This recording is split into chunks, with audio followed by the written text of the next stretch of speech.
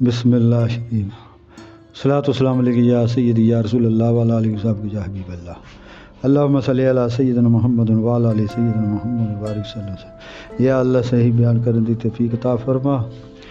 آج کا جو بیان ہے وہ سیدنا حضرت ابراہیم علیہ السلام اور حضرت ابراہیم خلیل اللہ کے بارے میں ہے، کعبہ اللہ کی تعمیر کے بارے میں کچھ بیان کریں گے۔ سیدنا ابراہیم خلیل اللہ نبی علیہ السلام نے فرمان الہی کی تکمیل کرتے ہوئے اپنی اہلیہ حضرت ہاجرہ اور اپنے شیرخوار بچے اسماعیل علیہ السلام کو شام کے لالا زاروں سے لا کر حجاز کے بے آب و گیا ریگستان میں وہاں آ کر چھوڑ دیا، جہاں اب حرم کعبہ ہے۔ جب کھجوروں کا تھیلا اور پانی کا مشکیہ ختم ہو گیا اور بچہ پیاس کی شدت سے تڑپنے لگا تو حضرت ہاجرہ بے تاب ہو گئی۔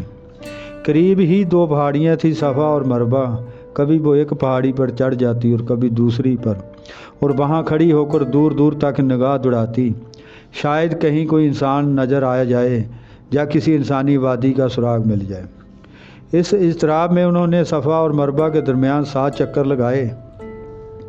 اچانک اپنے بچے کی طرف مڑ کر دیکھا تو ان کی حیرت کی حد نہ رہی کہ قدرت الہی سے وہاں ایک چشمہ ابل پڑا تھا۔ یہ سارے واقعات بڑی تفصیل سے آپ پہلے پڑھ چکے ہیں۔ میں نے وہاں یہ بھی بتایا کہ جب حضرت اسماعیل علیہ السلام جوان ہو گئے، باپ بیٹے نے حکم الہی سے اپنے رب کریم کا گھر تعمیر کیا۔ اس کے بعد 3000 سال کا طویل عرصہ گزر گیا۔ اس عرصہ میں کتنے طوفان آئے ہوں گے، کتنی موسلا دھار بارشیں ہوئی ہوں گی۔ ان حالات میں قریش کو خانہ کعبہ کی اثر نو تعمیر کا شدت سے احساس ہوا۔ بعض روایت میں ہے کہ کعبہ کی تعمیر سب سے پہلے حضرت آدم علیہ السلام نے کی، لیکن ان روایت کے بارے میں علامہ ابن کثیر کی تحقیق یہ ہے کہ یہ روایت صحیح نہیں ہے۔ انہوں نے اپنے موافق کو ثابت کرنے کے لیے قرآن اور سنت سے استدلال کیا ہے۔ فرماتے ہیں یہ رائے کہ آدم علیہ السلام ممار اول ہیں درست نہیں، کیونکہ قرآن کریم کی آیت کا ظاہر اس بات پر دلالت کرتا ہے کہ کعبہ شریف کے پہلے ممار سیدنا ابراہیم ہیں۔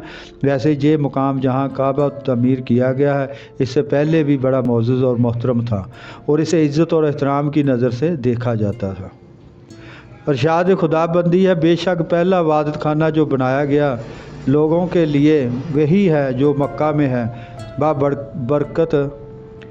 برکت والا ہدایت کا چشمہ ہے۔ سب جہانوں کے لیے اس میں روشن نشانیاں ہیں، ان میں سے ایک مقام ابراہیم ہے، اور جو بھی داخل ہو اس میں ہو جاتا ہے، جو بھی اس میں داخل ہو جاتا ہے ہر خطرہ سے محفوظ، اور اللہ کے لیے فرض ہے کہ لوگوں پر حج اس کا گھر جو طاقت رکھتا ہو وہاں تک پہنچنے کی کوشش کرے۔ صحیح حدیث نبوی سے بھی اس کی تائید ہوتی ہے۔ حضرت ابو ذر نے عرض کی، یا رسول اللہ صلی اللہ علیہ وسلم سب سے پہلے کون سی مسجد بنائی گئی؟ فرمایا مسجد حرام۔ پھر عرض کی اس کے بعد فرمایا مسجد اقصیٰ۔ پھر پوچھا ان کے درمیان کتنا عرصہ گزر گیا؟